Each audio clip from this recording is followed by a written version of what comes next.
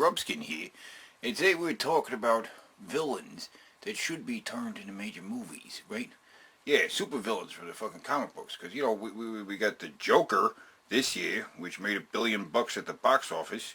Everybody loves it, right? And last year, we had Venom, right? Yeah, a movie about Venom, starring Tom Hardy, right? In a movie about a Spider-Man villain with no fucking Spider-Man in there, right? A Joker movie with no Batman, and a Venom movie with no Spider-Man. It's crazy. And Marvel is actually going to make another fucking villain into a major motion picture. Morbius, the Living Vampire, which is a Spider-Man villain, right? Yeah, Jared Leto is going to play him because, right, he wants to fuck up another comic book villain. You know, Joker wasn't enough for him. And he wants to fuck up the Living Vampire. Whatever. But today we're talking about other comic book villains that, you know, could carry a movie all by himself, right? In fact, we're doing a top 5 villains that deserve their own movies. Yeah. So, starting with number 5, Lex Luthor. Yeah. That bald, rich, genius guy who's like Superman's arch nemesis. Yeah. He's been around for a long time, played by major actors like Gene Hackman and Kevin Spacey. Well, that's kind of embarrassing. And yeah, actually, Jesse Eisenberg is kind of embarrassing too, right? But, you know, there is potential to make a major motion picture just about Lex Luthor, you know? About some rich, evil genius and his plans to do evil stuff, right? I don't know. He's very recognizable, you know what I mean? Bald supervillain guy, right? It might make for a cool movie, you know what I'm saying? Number 4, the Sinister Six. Yeah. You know, we're making Spider-Man villains in the major motion pictures. Let's just make a whole bunch of them, right? With the Sinister Six, which is actually a collection of 6 Sinister Spider-Man villains. And they actually were going to make a movie about the Sinister Six. You know, there was actually some teasers in Amazing Spider-Man 2 about the potential Sinister Six movie. You know, they teased, like, you know, Dr. Octopus and some other shit in there, right? But, you know, they almost did it. But they didn't do it, you know? In fact, right about the same time that Suicide Squad was happening, you know, Sony was talking about making a Sinister Six movie. It just didn't happen, right?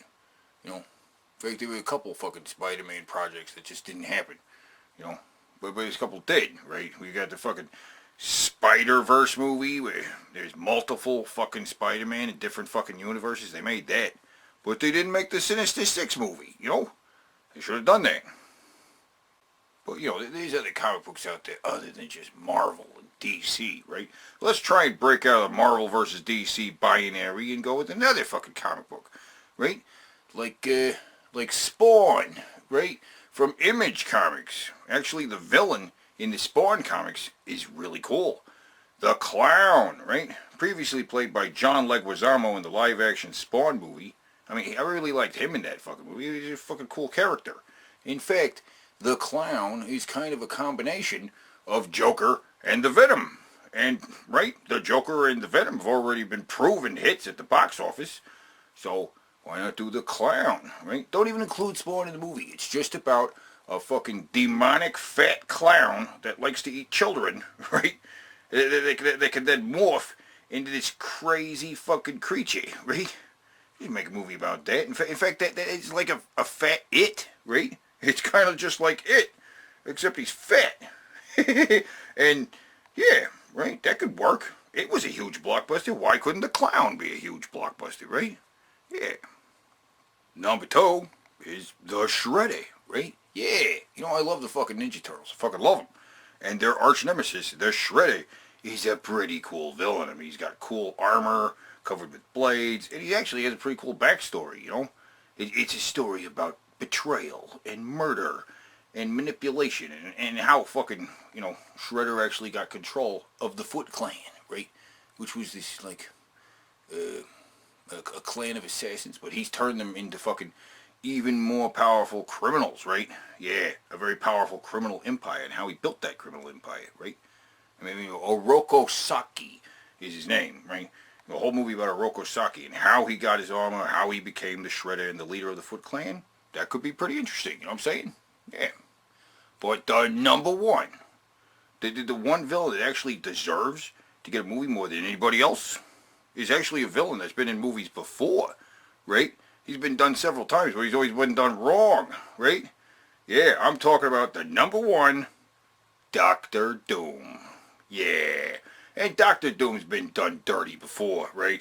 In the first Fantastic Four movie, he was this guy, but that's not exactly Doctor Doom.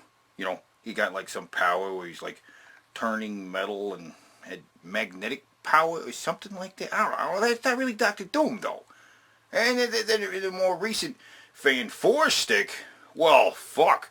The Doctor Doom in that movie, which is really, really not Doctor Doom. I mean, he's some kind of space zombie with superpowers or something. I don't even know what the fuck the Doctor Doom in Fan 4 stick is. I don't know what the fuck that is. But Doctor Doom would make a really interesting movie. He's a really complicated character, you know? In fact, he's one of the major Marvel villains of the entire Marvel universe. Yeah, he's taking on the Fantastic Four. But he's taking on lots of other superheroes too, right? He's taking on the Silver Surfer, he's taking on the X-Men, Spider-Man, all kinds of fucking superheroes have taken on Doctor Doom. And he's awesome. And he's got a great backstory, right? He's like the ruler of his own country. And he's also a mad fucking genius inventor who's got all these crazy inventions and super technology at his fingertips. It's crazy. And Doctor Doom would make for a pretty cool movie. Wouldn't even have to include the Fantastic Four in there at all. You know, just the origin of Doctor Doom. That'd be cool, you know. But I don't know, what do you guys fucking think, right? What do you think would be a cool supervillain that would deserve his own fucking movie, you know? I mean, my list isn't perfect. I don't claim it's perfect. Maybe one of you guys has a better idea of a better villain. You know, let me know in the comments below.